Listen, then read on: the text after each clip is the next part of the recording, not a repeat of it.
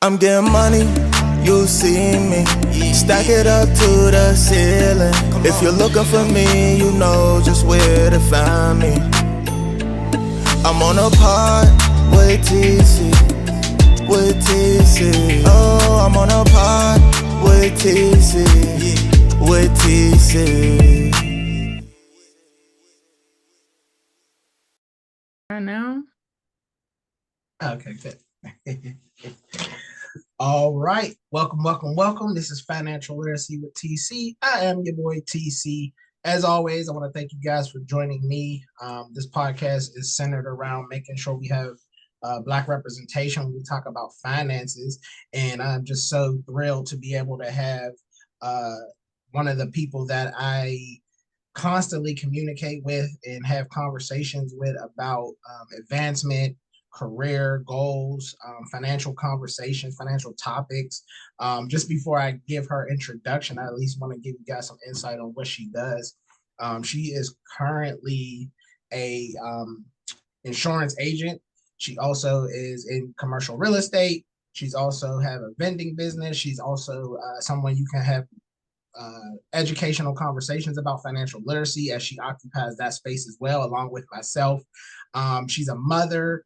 She does phenomenal things with trying to give back to the community, and she's just a well-rounded human being, and she's doing the thing when it comes to just being successful in different industries and different spaces. So I want to welcome you guys, and I want to also welcome Tamara Faye Smith. Thank you, Tamara, so much for joining me. Hopefully I did you justice with your intro, and hopefully it wasn't terrible. No, it was amazing, Tyler. Okay. I appreciate you having me on the platform. I'm always thankful and happy to connect with you, and we were always on a, close basis when we met as far as small nicknames. We both names start with T, so we always go off of T. I do want to let the people know it is Tamara. Tamara, That's okay. That's okay. you know what it is? I know too many Tamaras and Tamara, so I always, Really? yeah. And That's so funny. I don't know any Tamaras. I know a few Tamras. And I know a yeah. lot So I of apologize, but Tamaras. yeah, That's okay. That's okay. We've always just called each other T. yeah, So, yes, Tyler, I really appreciate, like I said, coming onto the platform, being here, being able to really just pour information and resources to the community. That's why I'm here. That is why I really started, all of the things that you mentioned above, to be able to not only leave a great legacy for my children and my children's children, but right. to also be able to pour resources into the community. So, I'm here open and willing to just dive into, all the above. Yeah. So I love that. So normally I always want to get a background or backstory of what inspired you to get into the different fields and what you do as an entrepreneur, business owner, because I know that a lot of times for individuals who look like you and me, we don't have that built for us as a structure from through our households most of the time. It's usually something we have to gravitate toward a mentor, or we have to get poured into by somebody who sees something in us, or something happens in our life that makes us have a different mindset than what we traditionally see in our communities. So I guess my first question to you is, what kind of got you involved with getting into the different things that you're doing now? What kind of inspired you to take the path you've chosen? Oh man, that's a great intro question. My mind goes to so many different things. I'm able to point out several of the things that you mentioned, and let's stop me, and when you Hey. want to elaborate, because I don't want to spit up on you guys. I can really just go into it because I'm so passionate about it, right? And one of the main things that really stood out to me and why I got started was, for one, because where we come from, I see my mother working hard, I see my father working hard. So I don't come from an entrepreneur background. However, I know I wanted to have a different kind of lifestyle when I got older, and to be able to provide different things for my children. And my parents, they were always so supportive. As kids, we have this light in us and we dream and we want to go big and go wide. And I feel like as adults, somewhere along the line, that dream dies and it fades because the real life comes in. You know what I mean? And it comes in hard sometimes where my parents, they were always super supportive. So you can do whatever you want to do at any age. I was always being poured into, like, my dreams were never derailed or pushed off. So that stuck with me as an adult, like, okay, I'm gonna do this, I'm gonna do that, and then later on down the lines after, I was into the work scene at the VA hospital. I took care of vets for a long time. And a good friend of mine's, he actually told me about a book. The book is called Learn How to Invest in Real Estate in Any Market by Dean Graziosi. And I purchased the book and I'm like, let me look into it, and the book really, it just opened my mind up completely on a whole nother level to realize, like, there's another world out there. There's other things. And the main thing was to be optimistic, to really change that mindset that we're accustomed to, in the community that we're brought up in most of the time, so that was a turning point for me to get started in the real estate investing. And then shortly down the line, I came into reconnection with one of my older cousins. This is a first cousin of mine. She was and always will be a great mentor of mine. And she poured into me. She poured into me heavily as far as going after your dreams, what kind of steps to make with your dreams and how to structure them, properly, you know what I mean? And to not be scared of anything. Right. So I think a combination of all of that has really created this diverse energy and investing realm that I'm in today. Right. No, and I love that because for me, it was just as simple as I don't know as much as I want to know. And I had ended up getting into the banking industry and I started to pay attention to the level of income and things that I wanted to make. And I'm like, I'm in a field that I can't make what I think I can Right. make. And then I started to learn a lot. And I was like, I started studying industries and where money's going. And I'm like, oh, these are the industries and these are the fields that, people are making 6 figures, 7 figures, and I'm not in those industries. There's a ceiling on what I'm going to make. And, again, like you said, there's a lot of different factors that play a role into how our thought process and our mind change. But for me, it was just seeing that there's so many people doing great things and they're in specific industries that are massively growing and massively producing 6 figure income earners. And I said, I'm in banking. I'm not, it'll take 30, 40, 50 years for me to even touch 6 figures. And I was like, yeah, I can't have that. So I love that you shared that. Respect to that. Absolutely. And seeing other people like you, that's why I'm glad you brought up our relationship. Because I think, if I'm not mistaken, we first met in the financial institution that I used to work for. And then, like-minded people, individuals, and we just stayed connected through, social media. And then also we exchanged numbers. And I'm just grateful because, it's been maybe 2 to 3 years and we've consistently stayed in contact. So, and I guess we'll start with, because that's how our relationship unfolded. You have a vending business, and you've been doing great things with making passive income with that, but you've also started to educate others and you've created an ebook, if I'm not mistaken.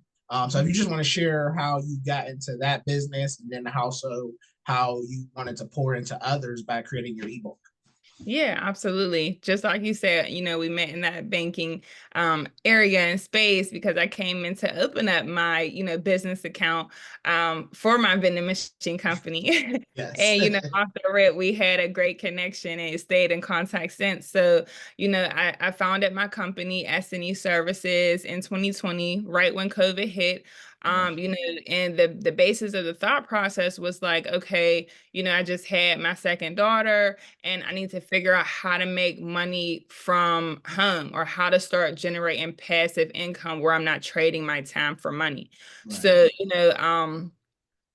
the internet is a great thing. We're in the age of information. We have access to this information literally at our fingertips. So, I was scrolling on Instagram and I seen a guy posting about vending machines, and the numbers just made sense.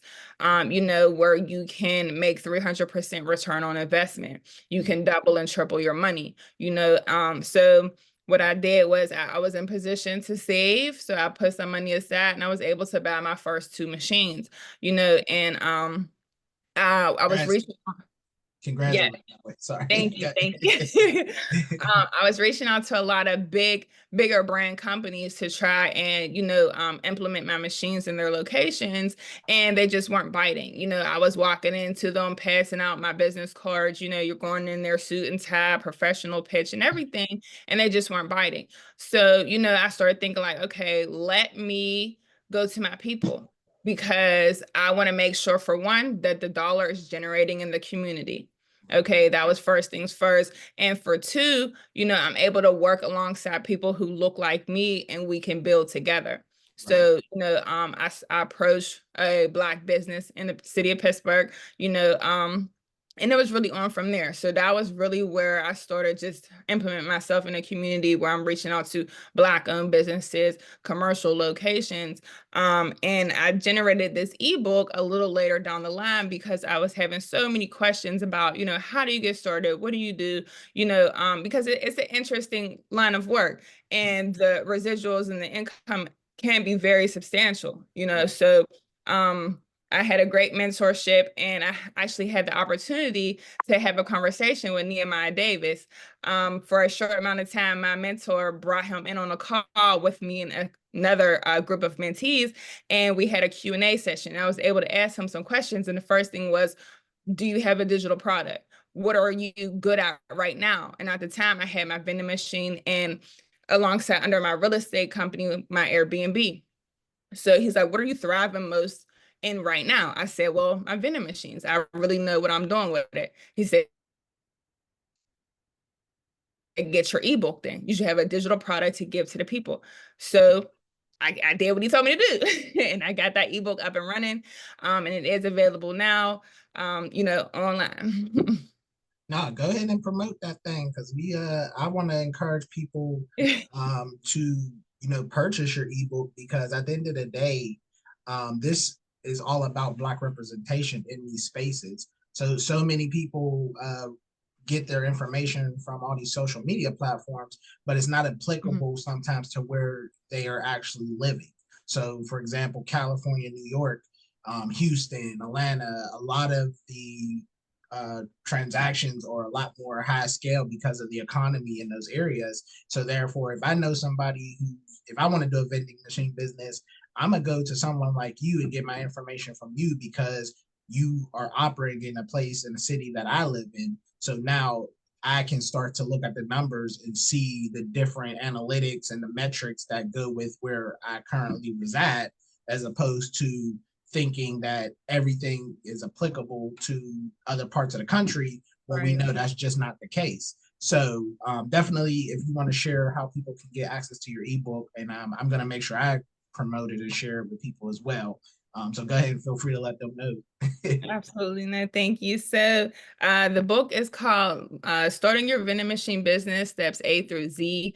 It is available on my Instagram. You can go into the bio and find it. So my Instagram page currently right now is Homes by Tamara Faye.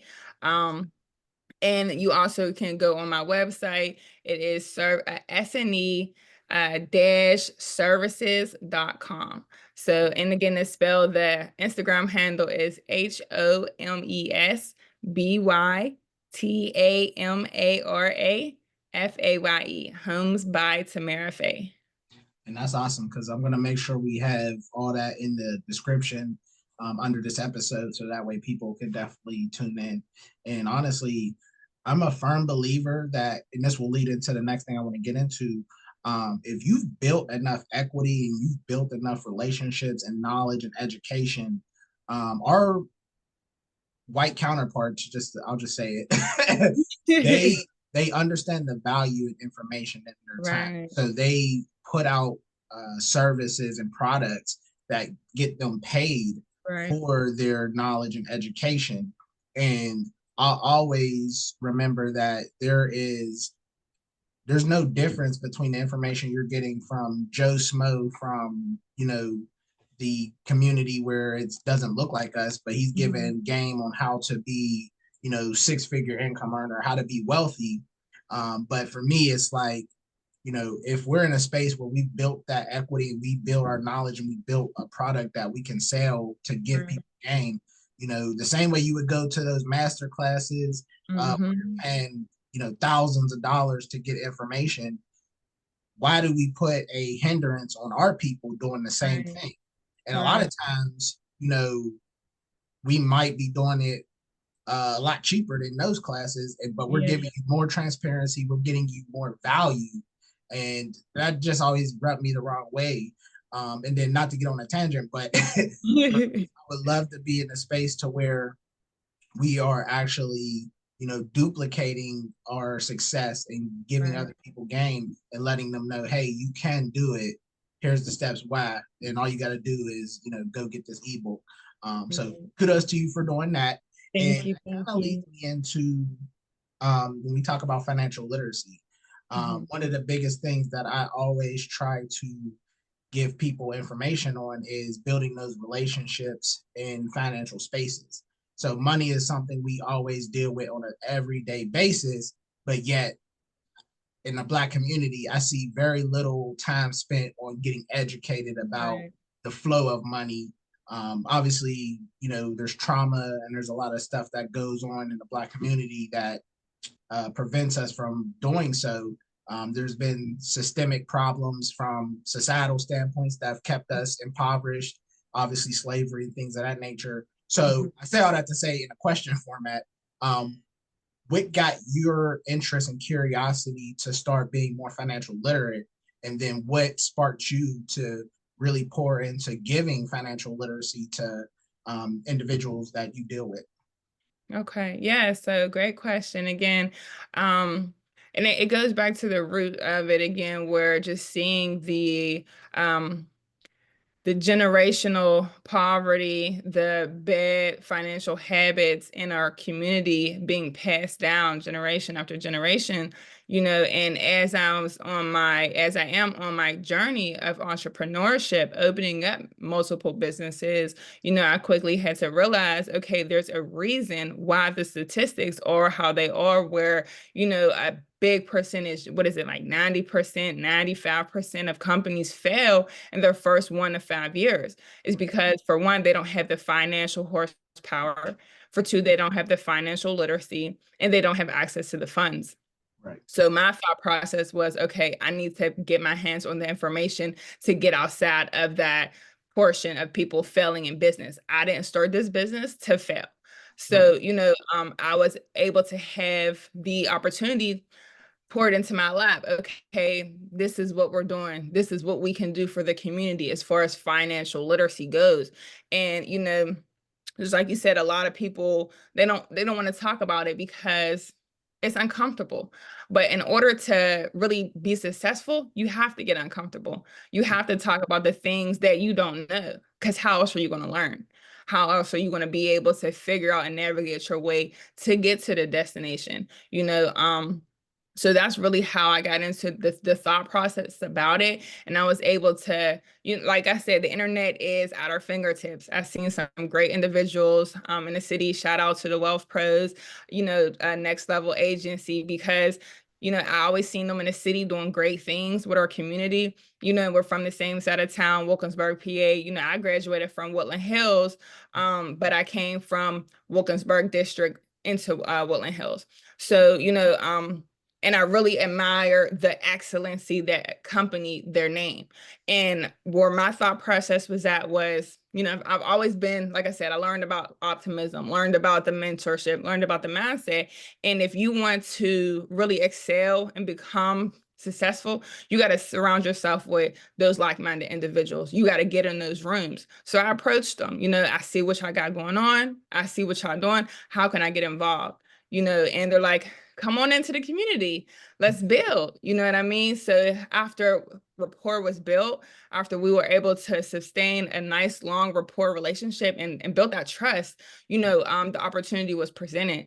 So, I've been in the financial realm since, learning and building, getting my licensing, and there's so many levels to it, and just really understanding the power that it has to really change the financial trajectory of our generations to come is so powerful. Absolutely. And honestly, I'll take the time to say shout out to the Hill brothers, specifically Elijah Hill and Drew Miller, because a previous episode, they were my guests. We were Nice. definitely getting into, and they were just spitting gems when it comes to financial literacy and just having understanding about the ways to build wealth and build, six-figure income and things of that nature. And, knowing that we're aligned with some of the same people speaks volumes, because it shows that we are the next generation and we're helping change that wealth gap. Obviously, we're all doing it in different ways, and we all have different personalities, and we all have different relationships. But at the end of the day, I talk to Elijah Hill at least once a week, and I've definitely enjoyed the episode that we did with them, because they're killing it. And now having you on the platform makes it come full circle. So Yes. And then just to follow up with something you said, we talk about financial literacy. For me, I've been getting a lot of accolades and recognitions lately about, just my work in the community with financial literacy. And for me, it's just making it as common as eating food every day, drinking water every day. Right. I want financial conversations to be had every single day. And when I'm out in the community talking to individuals through workshops or one-on-one counseling, it's really just letting them know the only difference between you and me is I'm intentionally having financial conversations with many different people every single day, whereas you aren't. You are not even, maybe you're not budgeting, maybe you're not thinking about your finances to a bigger degree or bigger level, or you're not seeking help knowing that you need it. Maybe you're just, going through the motions and you spend, $500-600 on something that doesn't help you get closer to your financial goal. And it's really just trying to change the narrative in the Black community, where we're being intentional about being educated about what we're doing with our money. I think the number is, it shows that, Black people spend trillions of dollars in different industries. We have the biggest buying power. Sorry to exactly. interrupt. We are the consumers. We are the consumers, and I don't think that us as a culture realize that. Right. And honestly, it's like, well, I'd rather that we be the biggest. I mean, obviously, we're not the majority, we're the minority, but I'd love to see us. I like to contest that. I mean, yeah, for sure. But I'd like to see that number be more in the investing side of it, or the, and that's how I feel we can change the generational wealth gap. And it's such a daunting task. So I never get to the place where I think I'm going to do it all by myself, or, it has to be a one-man show. For me, it's just getting out every day and trying to do the work. And if I can reach 1 to 2, 3 people every single day, and they start thinking differently about their finances, that's all I'm really trying to do. I'm not out to try to change the world or anything of that nature. I'm just trying to, be the change that I want to see, as we always. So with that being said, let's dive into what you're doing with the Wealth Pros. So you are a licensed agent, correct? Yeah. How has that been, and just how has things been moving and shaking, and how do you actually go about educating people to start dealing with estate planning and really trying to, be educated about what their next moves are from a financial standpoint, life insurance, death benefits, any and all of it. Right. Okay. So let's get into it. So first and foremost, yes, I am licensed in this space, and what we do is we teach people financial literacy as well as business ownership. You have the option to learn both. The mentorship is phenomenal. It starts with the mindset. So, and it's foundational. So just making the conversation, initiating that point, like you said, planting that thought process, but in not only that, but seeing, what every individual's own situation is, because it's not a one size fit all. Everyone has their own needs. Everyone has their own lifestyle, in different shapes and sizes of all kinds of walks of life. So, you know, implementing the information at a foundational point where it's not overwhelming. It's foundational. So just starting the little steps, the little, day-to-day habits as far as saving that 10% that you're making. Now, a lot of folks are working 9 to 5, pouring 40, 60 plus hours a week into their job, making someone else wealthy when you're just getting by on your bills. And Uncle Sam's coming in and he's taking that money before you even know it hits your bank account. So a nice rule that I personally tell all of my clients is, that I learned from studies in financing is pay yourself first. And this comes from, Rich Dad, Poor Dad. Pay yourself first, that 10% of any paycheck that you make, whether that's your 9 to 5, your side hustle, your business, a couple extra dollars that you make, during DoorDash.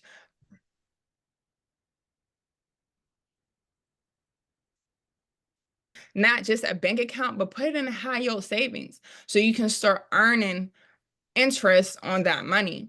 And it starts with little tiny shifts like that that can trickle onto the compound effect of being able to invest in your business. Maybe 5 years down the line, you look up and say, wow, I've put aside all this money. I didn't realize I was making this much money, that I was able to save, this amount now. And I understand bills come in and, we deal with life, unexpected situations. However, you are the captain of your ship. Your life does not revolve without you. So why wouldn't you pay yourself before all else? Right. That's what the rich do. That's what the wealthy do. So why shouldn't we do that?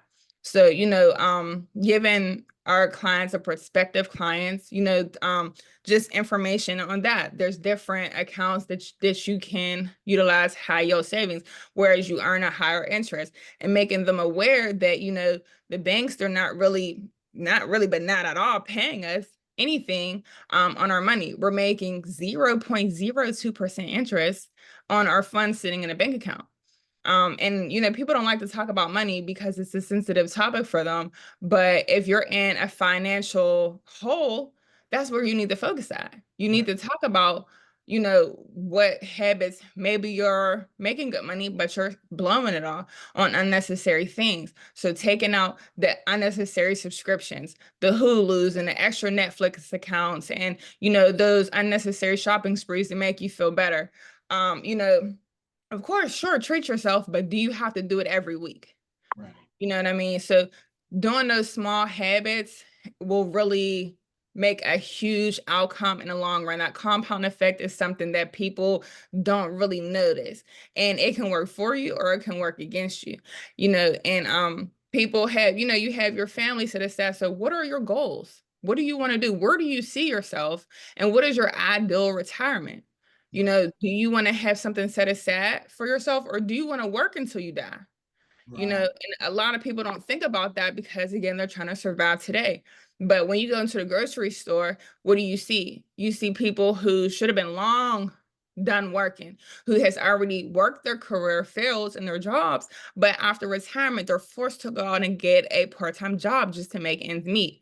So putting that perspective in front of our clients and giving them options where they can make sure that they're planning, specifically towards their goals, and we really harp on the dreams. What are your dreams? Because like I said in the beginning of the call, like as an adult, sometimes those dreams die, but that doesn't have to be the case. What does your dream retirement look like? So what can we do step by step, day by day, week by week to put aside X amount of money so you can put it into a vehicle that can get you to that dream retirement, that can get you to the dream vacation of your life, to take your whole family to Disney World one day when you're 55 years old and you don't have to work at Starbucks just to pay the rent. Right. So that's pretty much what we focus on. And I'm gonna say beautifully said, because I love it. And honestly, I have the ability to partner with a lot of organizations, nonprofits, pillar organizations in the city. And my message to them when I get brought in is we covering budgeting and credit. And really, when I look in the room, 9 times out of 10, I'll say 80 or 90% of my audience are African American men and women. So for me, when I see that, my presentation never goes how I originally thought it was going to be, because my goal is to be transparent and honest. And then I see, and I'm looking in their eyes and they're looking at my eyes and they look just like me. So I'm telling them, you know what? I've been where you are. I've made some of the decisions you made. And what I want them to know is, hey, these are what we need to consider when we're getting these jobs and we're making, whatever it is, 18, 19, $20 an hour. We need to be able to say, hey, is this a level of income that I'm going to be able to do X, Y, and Z with? Because everyone in the room has goals and dreams and financial things that they want to do. But I want to paint a picture and give them realistic thought of, are you on that path? And also I want to point out, who are the most closest people in your life? And are you having financial conversation with them? Or I'll even put it as simple as, the 5 closest people to you, would you switch financial situation with them? And if that answer is no, then you're probably not dealing with somebody who can help you elevate your level of income. I tell them I got 3 financial advisors, and I got so many other friends that pour into me. They may not be, I may not pay them to do what they do for me, but I have conversations with them, and they live a lifestyle financially that, I can see myself emulating. While again, I might obtain it differently or it may look different, those are the people I talk to the most because they are where I want to be. And for me, it's, again, to wrap this all up, it's really just creating that space to where I'm letting people know, like, yeah, this conversation might be uncomfortable. I might be asking you questions that you don't think about, but I'm trying to let you know, well, that's the problem. That light bulb. Yeah. You're spending too much money in different areas that don't get you closer to anything you want to get. When we talk about real estate, we know that that is the quickest way to bridge the generational wealth gap, or the easiest way, I'll say. Let me just add something real quick, because I want to say it before it jumps out of my head. Just like you said, in our culture, in our community, we have a tendency to, let's be honest, our culture, we are vibrant. Everyone wants to portray that in a sense at some point in time. And we have a tendency to spend unnecessary money on liabilities. And what our culture lacks is that the liabilities are not what you need to be blowing the money on. There's a difference between an asset and a liability. And a lot of people want to flex with these liabilities. You want to flex with your Gucci belt, your Louis fit, your whole up and down, the Cartiers on the eyes. But what money is them Cartiers making you? Nothing. You had to pay for those, right? So instead of flexing with the liabilities, brothers and sisters, you need to start thinking about flexing with the assets. And the difference between the asset and the liability is simple. A liability is taking money out of your pocket, and the asset is putting money in your pocket. So just knowing the difference and not trying to flex with the liabilities, but instead worry about building them assets, and that's the true flex. Yes. Oh, I love it. Oh, that was nice. All right. So let's dive into commercial real estate, and then we'll bring this to a end, because we gotta make people get the ebook. We gotta make people reach out to you if they want more stars. I'm glad you're giving what you're giving, but I don't want you giving it all, because they got right. I'm always happy to give it. That's my problem. Yeah. Me too. So what's going on in commercial real estate? I know that is a little newer for you, if I'm not mistaken. Yeah, so I've been investing in real estate since 2017. I started with the single family homes here in Pittsburgh, PA. I'm just bridging the gap between the sellers and the buyers, making sure that, everyone comes on top of that closing table with a win. So I have recently dove into commercial real estate, where, again, I had the opportunity to take on an extensive mentorship, just like we talked about, auditing your circle, getting in the right rooms, and being able to leverage the people who's in that higher financial position than yourself that you want to be in. So I had the opportunity to complete the mentorship. It was a great great experience. And afterwards, I was able to partner with my mentor. Shout out to Mogul. So Oh. since then, we've been able to Mogul Real Estate, love them guys out in New York. So we were able to just create a partnership where we're acquiring self-storage facilities. And this is not just in Pittsburgh, PA, but this is in all states of the United States. We are in all 50 states, acquiring apartment buildings. Now we work with anything from 10 units, 20 units, 30 unit apartment buildings, and up, as well as the self-storages. And it's a lot more lucrative, and it's a different kind of ball game, right? Because the residential side is fine if you want to get into it. I'm not knocking that at all. I know a lot of people are interested in it, but just like you said, that's one of the pillars in our community that we feel like we can gain that financial stability through, ownership, which is amazing. However, if you're really diving into the nitty gritty of, owning those single family homes, you're paying a mortgage that's like maybe $1,200-$1,500 a month, and you're charging a tenant maybe $900. So your profit is anywhere from $300, maybe $200 a month. You can't get rich off of that. So, with the self-storage facilities, the spread is a lot bigger month to month. These storage facilities are making $30,000-$40,000 a month, on a great scale. And the upfront cost is a different conversation. However, the what's the word I'm looking for? The upkeep, right? You're not dealing with toilets and tenants, right? You're only dealing with one manager, maybe two at the most, who's going to run the whole thing for you. And you can even put it on a digital, property management system. There are a lot of them out there who only charge maybe $4,000 a year to run the whole entire thing on a day-to-day, month-to-month. You systematic, you automate it. So, your money's just coming in, and that's the true asset. That's the true passive income, because, you're not dealing with a lot of upkeep. And if you do want to do a whole restoration, that's on you. But these storages last for generations at a time, and you don't have to do too much. You just collect the residuals. Absolutely. I love that. And on that note, because I don't want you to get too much, I am going to have a follow-up question for you, because what you just gave right there is a gem. And anybody who's watching and is smart enough to realize, ooh, I got some money that I could possibly invest. Let me connect with her and have this conversation and see what I can do. So, but I would want to leave you with let you have the last word as far as any last messaging.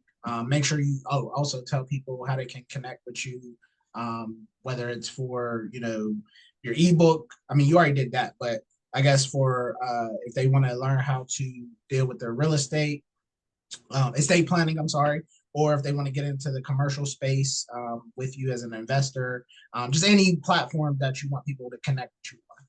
Absolutely, absolutely. So I am on LinkedIn. And I have so many handles and emails. Let me make sure I'm giving you guys the correct one. So LinkedIn, my name is Tamara Faye Smith. That's TAMARA FAYE SMITH. Again, I'm on LinkedIn. I'm on Instagram, Homes by Tamara Faye. I am on Facebook, Tamara Smith, TAMARA SMITH. You can connect with me on any of the social networking platforms. I'm happy to set up a consultation. Feel free to click the links in the bio, where I do have access to my Calendly, so you guys can set up one-on-one calls, one-on-one consultations. Again, the ebook is also on, that's S as in Smith, N as in Nancy, E as in easily, -services.com to get access to the ebook. The ebook's only $29.95, guys, and I'm telling you, this small investment will have the opportunity to generate passive income for years to come. So just take the time out to really invest in yourselves. Like I said, don't pour into the assets, but more so, don't pour into the liabilities, but pour into the assets, and audit your circle. make sure that you're getting around the individuals who are in a space that you want to be in. And that optimism will pour back into you. You get out of life what you put into it. So really being able to transfer that mindset, if you want good, good will come to you. But if you're thinking on the negative aspect, negativity is also going to come to you. And that compound effect is major. So don't let that go over your heads. And always get mentorship. Always get mentorship. Shout out to my big cousin, Judea Ingram. She is a host at Funky J Cafe in downtown LA. She was my first mentor ever, and I love her dearly. Shout out to Mogul Real Estate, Ramel Newart. He was another great mentor of mine. And the mentors always want to pour into you because they see the light in you. Don't let the opportunity die. Okay. I love it. I love it. I love it. And honestly, that is an amazing last word, because, you know, you are able to really reach as many people as you can. And that's kind of what this platform was designed for. So I want to thank people to continue to pour in. I want to thank you for giving your time and your energy. Oh, man, We're definitely going to make sure we're sharing this. So if you have not tapped in with Financial Literacy with TC on YouTube and all other podcast channels on Facebook, Instagram, please do so. Like, subscribe, and share. The goal is to continue to have Black representation when we talk about finances. It's so vast and it's so needed that we pour into one another. You don't need to go look outside of our community to see people doing big things and building wealth and really being successful. You can look at your own community. You can look at people who look just like you and me and make sure that you can reach out to them, and they're giving knowledge, they're giving tips. You just have to be willing and able to listen and be able to learn and then implement. So with that being said, Tamara Tamara Faye, I thank you so much. And this is Financial Literacy with TC, and we out. All right, let's get it. Money, you see me, stack it up to the ceiling. If you're looking for me, you know just where to find me. I'm on a pod with TC.